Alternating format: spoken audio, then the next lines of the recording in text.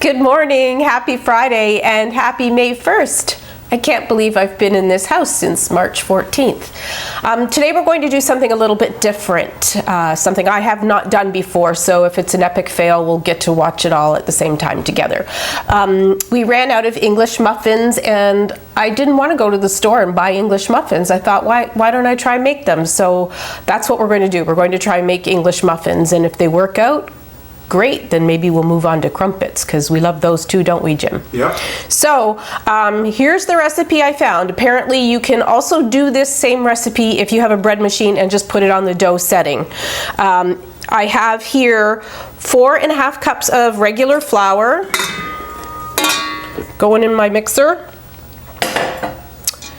2 tablespoons of sugar, white sugar, 1.5 teaspoons of salt,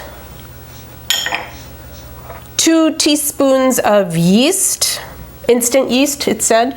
But you don't have instant yeast, do you? Or whatever. Isn't that just no, regular it's yeast? just, I don't know. It's just regular yeast. Yeah. Who cares? 1 slightly beaten large egg, 3 tablespoons of softened butter. I hope it's soft enough. Seems soft enough. And 1 3/4 of a cup of lukewarm milk. Obviously to make the yeast do its thing, right? Yeah. Okay. Yeah. Although the last one you made you used hot milk and it didn't fill the yeast. Well, I know the recipe calls for this. so we're gonna put that in here. It says to put it in your stand mixer. Okay, here we go.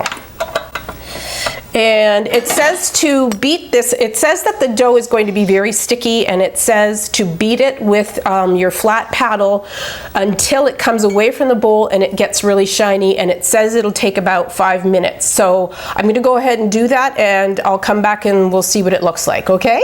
See you in a bit.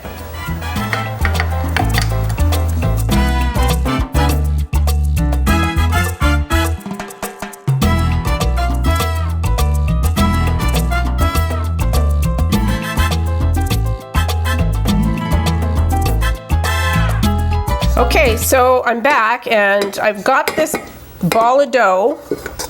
It told me to beat it until it was smooth and shiny, about 5 minutes. I don't know if it's because my mixer is very powerful, but it came together like almost immediately. It was like a minute. Yeah, well, but I did it for about 4, and here's what I got. I got this ball of dough.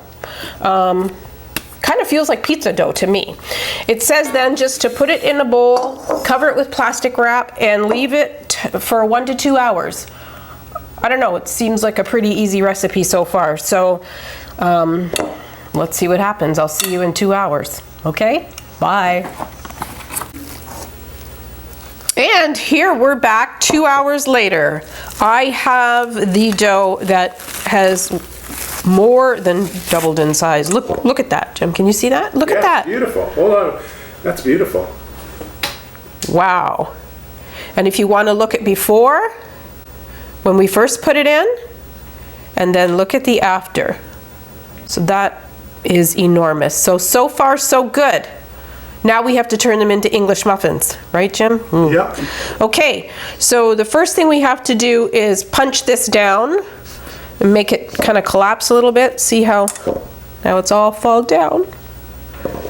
All right, and then I'm going to just flour my surface here. Oh, and the reason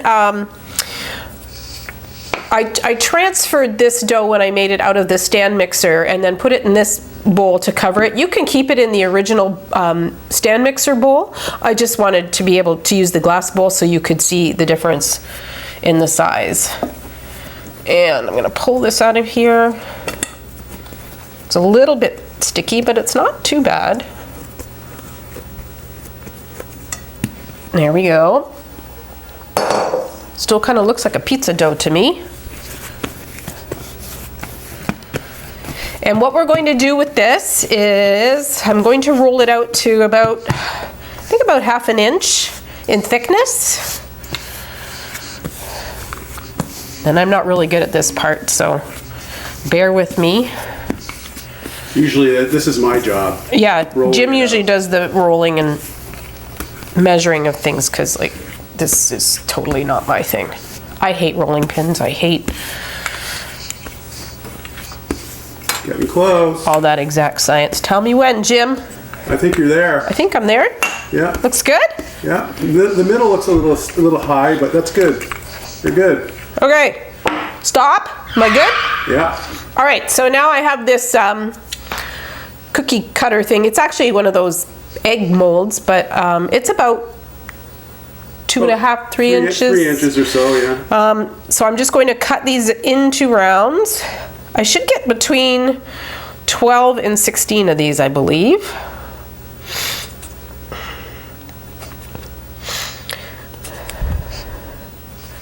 All the way around. So far, this is going way too smoothly, so I'm scared. You can probably get one more out of Oh, it won't be perfect, and I won't like that. that. Aw. But I can go back. Oh, wait a minute. These aren't. Make sure. Okay. So when we get these at this stage, I have 2 cast iron griddles. You have to use something flat. So a flat griddle. I don't know if you can see these griddles over here. And I've seasoned them with some oil, and I've liberally sprinkled them with cornmeal. You can use cornmeal or semolina, but you know, because English muffins kind of have that cornmeal stuff on them. These are going to go on here. This is not warmed yet, but I'm just going to sit them on there in the cornmeal, like so. See? Just like Maybe that. if you give them a little twist when you press them in there. Yeah, maybe I can, maybe I can't.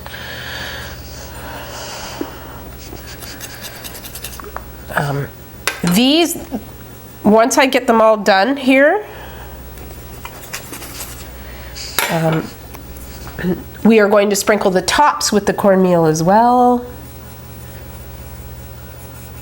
Kind of give it a little pat in there.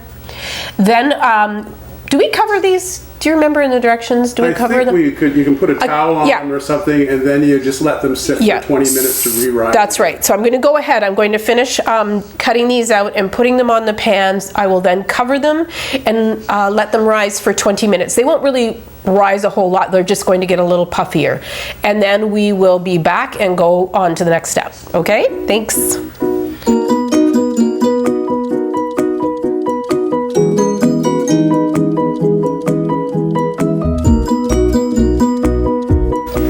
Hi, we're back with English muffins. They look like English muffins and they smell like English muffins, but I had a few challenges with this, not gonna lie. The recipe that I followed said I could put these right on the pans cold and then heat the pans up and let the English muffins do their thing. I think Jim and I talked about it. We probably would have preheated the pans first. It was hard in my kitchen to get the pans also like an even heat, right, Jim? It was like, you know, hotter in the center than on the outsides, and they became very fussy, and you had to watch to make sure that one wasn't cooking faster than the other. Exactly. So it was a little bit fussy, a little bit tricky to play with. I mean, if I had one of those Evo flat top $4,000 cooking vessels, that's a hint. Mother's Day's coming up. It would be great, I suppose, but no, not getting that for Mother's Day? Okay, fine. Anyway, they look good, and like I said, it was a little bit fussy, but I would try it again. I would certainly try it again. I'm going to kind of cut into one of them here. The problem was that they cooked too quickly on the outside, Yeah. and they didn't cook fast enough on the inside. Yes, exactly. So that's why they look a little bit dark. It said they could take anywhere between 5 and 15 minutes per side. The suggestion in the recipe also said they have to be about 200 degrees in the center, and if they get cooked too fast on the outside and the center doesn't cook, you can put them in the oven at 350 for an additional 10 minutes. I didn't do that because I'm impatient. But anyway, so I'm going to open one up, and I don't know if everybody knows this, but you're supposed to fork split an English muffin as opposed to cutting an English muffin open. So you go all the way around the English muffin like so with your fork. And the reason you do that is because if you've ever looked inside an English muffin, it has all those little nooks and crannies that hold your butter and your jam really well. And you won't get that look if you use a knife. So here I go. I've split it open. Look at that. Does it look like an English muffin? It sure does. Yeah, it does. It even looks like it has an accent. Right. There, I'm gonna put a little bit of butter on it, Jim, and you can. I would toast it, to be honest with you, on the inside, but have a taste.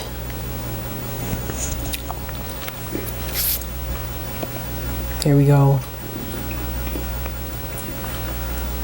Does it taste like an English muffin? Yes, he's nodding. He's nodding his head. Because it's not polite to talk with your mouth full. It's very good. Is it good? It's very good. And if this were toasted, it would be, I'm going to be making lots of little egg and cheese sandwiches out of Yeah, I mean, they do. They look amazing. They made a lot, They too. do. Yeah. How many did I get? I have a couple ugly ones over there, but 20 or 18? 18. I got 18 out of this. It said it made 12 or 16. I can't remember. But anyway, thanks for watching. I hope you learned something. I certainly did today. It was kind of fun to do, and I would make them again. I think they taste even better than store-bought, probably. Well, Yeah. everything tastes better than store-bought, Well, right? there's butter in them already. That's the best part. So I hope you enjoyed, and until next time when maybe we do crumpets, virtual hugs. Bye.